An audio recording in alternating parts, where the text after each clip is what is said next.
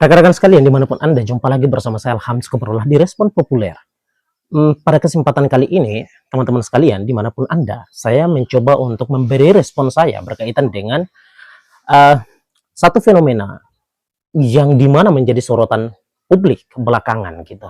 Dimana ini berkaitan dengan pertemuan Presiden ke-8 kita, Presiden Prabowo Subianto bersama dengan para pimpinan-pimpinan redaksi. Teman-teman sekalian, Anda tahu tentunya yang diundang adalah bukanlah jurnalis baru setahun 2 tahun, melainkan adalah para senior jurnalis tentunya. Nah, pertemuan ini kemudian memicu berbagai macam tafsiran dari publik. Ada yang mengatakan bahwa ini adalah upaya untuk bagaimana membungkam jurnalis. Dugaannya ke sana gitu. Memang ya kita tidak bisa membatasi tentang tafsiran orang ini gitu. Nah, tetapi kemudian mereka memberi tafsiran mereka bahwa jangan-jangan ini adalah merupakan bagian daripada upaya untuk membungkam suara kritis dari para jurnalis atau dari para media kita gitu.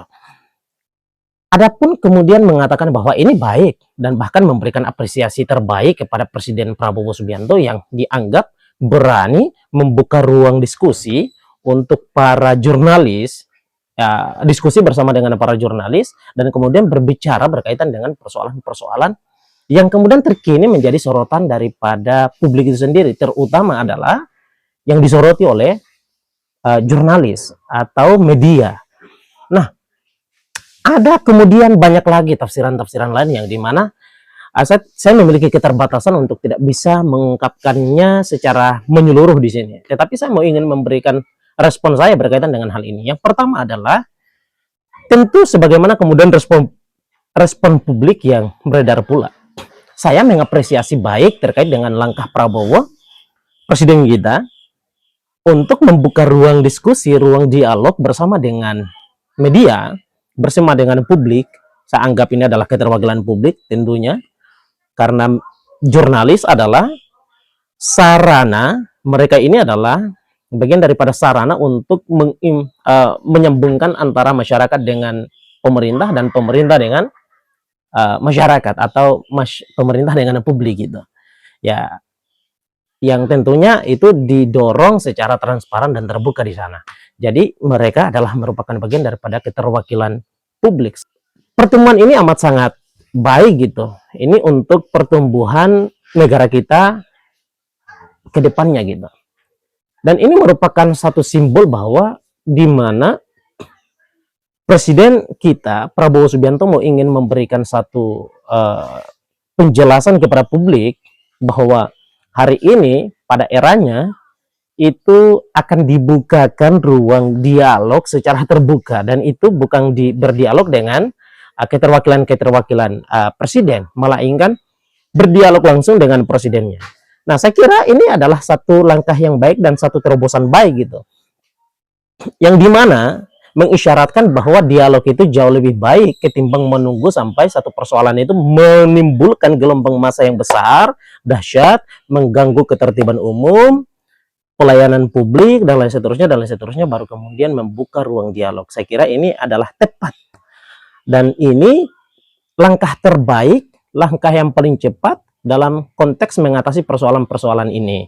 Nah, jangan sampai kemudian terjadi persoalan yang sebagaimana saya gambarkan tadi, mengganggu ketertiban umum, pelayanan publik, dan lain seterusnya, barulah kemudian ruang dialog itu dibuka. Nah, saya kira ini tepat sekali, tepat banget gitu. Tapi satu hal yang patut kiranya kita khawatirkan, dan tentu biarpun saya mengapresiasi persoalan ini, pertemuan ini dengan ya sekian puluh %, tetapi saya pun juga memiliki dugaan di sana bahwa jangan sampai ini adalah langkah-langkah yang berupaya untuk akan nantinya membungkam suara-suara kritis dari media itu sendiri. Nah, sebagaimana kemudian banyak disampaikan oleh beberapa pihak, di mana dugaan mereka di sana berkaitan dengan begitu setelah pertemuan ini dilangsungkan, itu tidak lagi didapati suara-suara kritis dari beberapa pihak, pimpinan redaksi gitu. Nah, tentu ini satu hal yang kita khawatirkan di sana. Jangan sampai kemudian ruang-ruang seperti ini malah justru kemudian mereduksi atau bahkan menghilangkan suara kritis daripada jurnalis itu sendiri. Nah, eh, saya kira itu adalah satu hal yang amat sangat buruk, dan ketika hal itu terjadi, maka ini adalah gambaran bahwa betapa pelan-pelannya demokrasi kita mulai lenyap gitu. Nah, kita kemudian mengamini bahwa hal pertemuan seperti ini, ruang-ruang dialog dibuka itu adalah merupakan satu hal yang patut harus dilakukan. Tetapi di lain sisi, ruang kritis jurnalis pun jangan sampai kemudian hilang dari peredaran publik. Sehingga kemudian persoalan-persoalan yang harusnya secara transparan dibuka kepada publik malah justru kemudian menjadi samar dan bahkan justru tenggelam dalam kegelapan gitu. Tetapi kita dorong gitu agar persoalan-persoalan publik itu harus selalu didorong dengan suara-suara yang kritis dengan melalui media-media yang ada. Bahkan kemudian ya kanal-kanal yang besar tentunya, kanal-kanal kecil sebagaimana kemudian kita ini, ya tentu tidak begitu diprioritaskan, tetapi tidak menutup kemungkinan suara kritis kita pun juga mesti harus kencang di sana. Ini demi mendorong adanya transparansi publik di sana, mendorong adanya keterbukaan ruang kritis dan untuk kesehatan dan pertumbuhan dan perkembangan demokrasi kita ke depannya tentunya. Nah, jadi teman-teman sekalian, pada bagian ini saya memiliki pandangan bahwa pertemuan sebagaimana kemudian yang dilakukan oleh Pak Prabowo dengan para redaksi ini adalah merupakan satu hal yang amat sangat penting dan urgent gitu. Harus diadakan. Ini adalah langkah yang amat sangat tepat. Tetapi kita mengutuk secara keras agar suara-suara kritis dari jurnalis atau dari media itu jangan sampai kemudian dibungkam. Ya, kecurigaan kita jangan sampai, ya, kecurigaan kita, kekhawatiran, kecurigaan kita jangan sampai upaya-upaya seperti ini adalah merupakan bagian daripada upaya untuk mereduksi suara-suara kritis daripada media itu sendiri.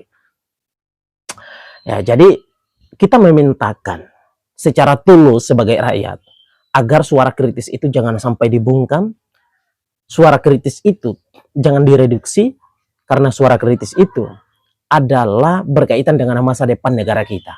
Karena suara kritis itu adalah berkaitan dengan kesejahteraan yang harusnya didapatkan dan digapai oleh dan dirasakan oleh seluruh masyarakat Republik Indonesia. Dan oleh sebabnya kita dorong ruang kritis itu harus dibuka seluas-luasnya. Dan kita mengutuk keras oknum-oknum yang berupaya untuk bagaimana memberikan stag atau memberikan apa namanya ya memberikan pengaruh negatif yang dimana adalah berupaya untuk mereduksi bahkan menghilangkan suara kritis itu sendiri. Nah, sebagaimana kemudian belakangan kita sayangkan satu gerakan yang dialami, persoalan ini dialami oleh media Tempo. Salah satu jurnalisnya kemudian dikirimi kepala babi, dan kemudian ada lagi gerakan-gerakan lainnya yang dimana memang ini mengisyaratkan tentang upaya untuk mereduksi suara-suara kritis itu, upaya untuk bagaimana ya menghentikan kebebasan jurnalis itu di dalam upaya untuk membuka keterbukaan informasi kepada publik berkaitan dengan realitas kita di dalam bernegara gitu. Nah, jadi teman-teman sekalian, ini adalah pandangan saya berkaitan dengan pertemuan yang dilangsungkan oleh Presiden Prabowo dan para pimpinan redaksi. Harapan terbesar saya sebagai rakyat gitu, yang suara saya kurang begitu terdengarkan gitu, adalah situasi yang amat sangat memprihatinkan belakangan ini. Belakangan kemudian banyak pihak berbicara terkait dengan